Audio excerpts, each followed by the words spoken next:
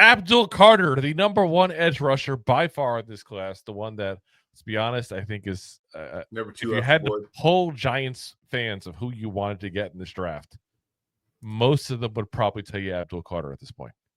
I feel like he's the big one. Many people have him as a top player overall in this entire NFL draft. There's still some cons to him, though. We'll go over some pros and some cons here.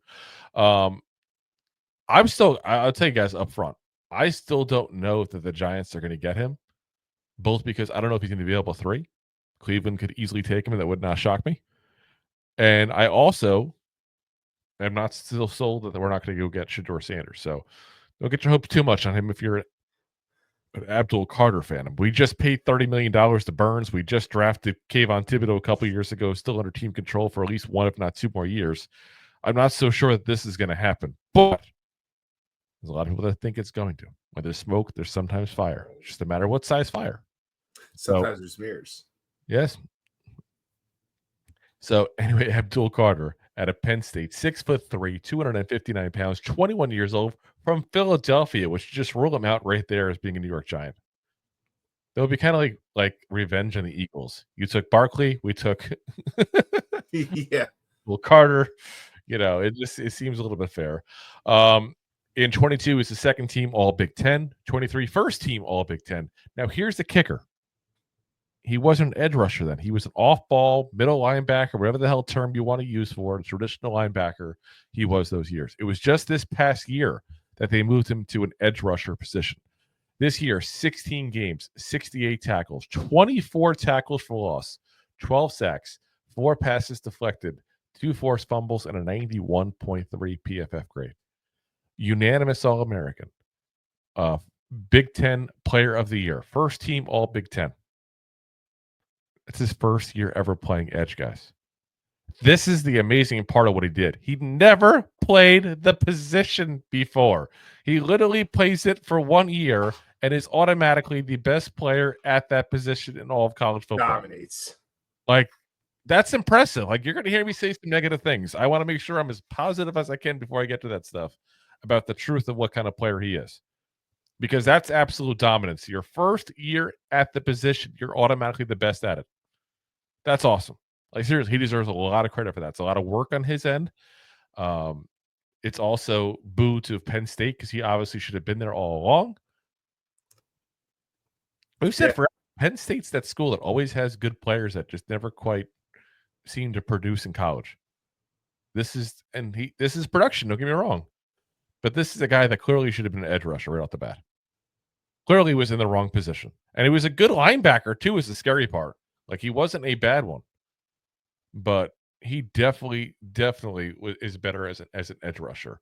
So, great burst, quick to change direction. He's physical. He's aggressive. He's also good in coverage, which comes back from being an off-ball linebacker there for a while. He's also very raw, which is a pro and a con. Because you can sit there and say, scary as that sounds, he only had the 1 year. Did he really meet his peak of what you'd expect from a guy coming out of this draft? Again, he's also 21 years old, very young. There's a lot of rawness there. He needs time to develop how to use his hands specifically as a pass rusher. He needs to learn how to recognize blocks coming his way as well. I feel like that's an issue where I've seen him almost kind of walk into a guy who's going to block him, whereas a more experienced edge rusher would move away from that guy and know what's coming. That comes with time. Again, this is not me knocking him as he's not good at this. This is me saying he needs time to develop some of the stuff there.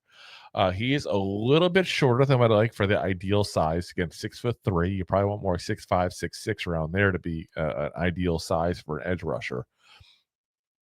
Here's one I kind of hate pulling into this, but I'm going to pull into it because I think it's especially as a Giants show and knowing that the Giants have there's a good chance he might be a Giant at the end of this whole thing. Thursday night, there's a 33.3333333% chance he's a Giant. You're saying there's a chance. Him, Shedeur Sanders, or Travis Hunter, probably. Barring any kind of trade, but I don't think it's going to happen. I'd love for it to happen, but I don't think it's going to happen. There's definitely some character issues. You hear rumblings coming out of Penn State. You do hear that. Listen, you heard a lot of rumblings out of Micah Parsons, but he was coming out of Penn State too as well. It's why there's a lot of comparisons between these two players. A lot of similarities. Because Micah Parsons, the difference with him was he was an off-ball linebacker that can convert it to edge in the NFL. But there was a character issue, same school, same number. So a lot of these comparisons come through.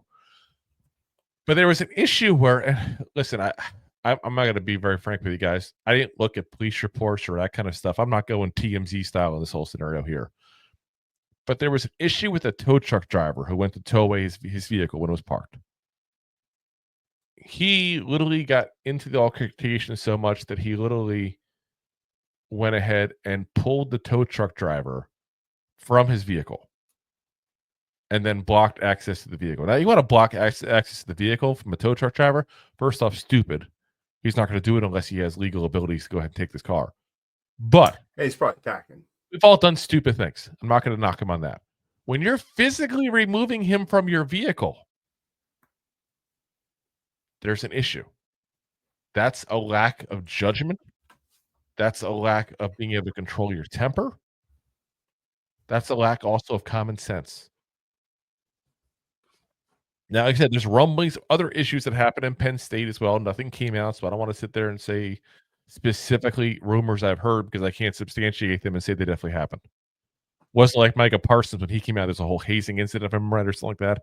So yeah, but there's definitely rumors of him as far as his personality not exactly being the team friendly one that you really want to have as a leader in your locker room. But he has so much skill, you'll overlook that. But it's got to be part of the equation. You got to look into. You know what you're getting. Did he block the tow truck driver from getting his car? Is the real question. I didn't hear how the whole thing ended up. My whole thing is not even the blocking. My whole thing is you're yanking this man out of your vehicle. Like you're putting your hands on somebody. That clearly, let's be honest, the tow truck driver wasn't just sitting there. He was sitting there with his tow truck and everything. Like who it is. No one's breaking your vehicle. This is a tow truck driver who feels like he has the legal abilities to take away your vehicle. Regardless if it's repossession, illegal parking, whatever the case may be. And I didn't read the full report on that. There's no point to that. That part I could not care less. What I do care about is the poor decision making on that, though. The other issue with him is the one that, let's be honest, I've harped on the show nonstop about. The injuries. Because you look at the injury issues, the big one is he had a stress reaction in his foot that got found, right before the combine there. Yeah. So foot injuries scare the hell out of me because it's just one of those things that I feel like I've seen too many players just battle it their whole careers. Now, is that a guarantee that's going to happen? No, of course not. He's also 21 years old. That tends to help with healing. Supposedly it's all healed up now. He had the shoulder injury he also had in the final game at Penn State, the bowl game. Again, that was also lingering out where he wasn't able to even go ahead and perform in the combine. So I have injury concerns. I have character concerns. And if it wasn't for those two things, I'd be 100% behind this as this is the guy to go get. Yeah, the shoulder probably bothers me more than the foot because the foot sounds like it's more like a stress thing from overworked. When you're trying to recover from a shoulder injury to make sure that you're the guy at the draft, you're probably putting a lot of extra work in, and it sounds like a stress fracture from like we talked about before. So that's something that sounds like it's going to heal fast. But the shoulder injury, that's something also that doesn't tend to heal up pretty fast. So yeah, I feel like you really got to dive into the medicals with this kid. You really got to dive into the medicals and know that, okay, do I see anything else coming down the pipeline or any concerns I have based on how he plays or whatever the case may be? Because that's two injuries as literally the most important time of your collegiate career, at least your amateur career, right before you get drafted in the NFL. Is it poor timing or is it a foreshadowing of things to come? Yeah. That's again, we don't have access to medicals. I'm not going to say either way, but a foot injury, like I said, I know the shoulder one scares you. The foot injury scares the crap out of me because I've been seeing too many players over the years battle foot injuries that are nagging nonstop. So, he's going to be, let's be honest, he's going to be a top 5 pick. He's going to be probably a top 3 pick. He's definitely not making a pass 4. Like, let's say, for example, if he's there at pick 3 for us and we take Shedeur, he's not making it past the Patriots. And when you talk about, as Hirsch says here, you don't pass up generational talent. This is a guy that some people do believe he's a generational talent. I'm not going to ever say many people in the draft are a generational talent. I have to be so sure of a player, it's not even funny to call him that. There's not a single player in this draft I'm sure of, to be very frank with you guys. Yeah. But as far as just physical talent, this is the guy I'm probably most sure on. The injuries is what scares me. The personality concerns, I won't say they scare me, but it's a little bit of a red flag. But they do. But you're also a hothead. You're young. Yeah, you're in college. Listen, I was a young hothead. I'm a middle-aged hothead now. I feel like there are situations where you kind of feel like you get a vibe of who someone is, and when you're heated, there's people that make mistakes, but there's also people that show you their true colors. And again, I don't know him personally. I know Jay likes to say I like to name drop here. I'm not saying I know Abdul Carter. I'm not sitting here saying I know what kind of person he is. This is something you have to really be tricky in an interview with to try to find these things out. You have to try to back someone into a corner and find out their personality. And this is why I wish they'd have, I don't want to say me and you, but just, open conversations in general that were open to the public where we can kind of see some of this stuff, because a lot of things are micro expressions and stuff like that you can see and you kind of know what you got. I'm not sure what we got in him. But again, when I see assault charge, that's kind of, again, that's a flag. I see 2 injuries. It's a flag. So I'm not saying you give up on the kid. I'm not saying you don't draft the kid. I'm just saying you have to really do your research into what kind of person he is and really do your research on these medical stuff.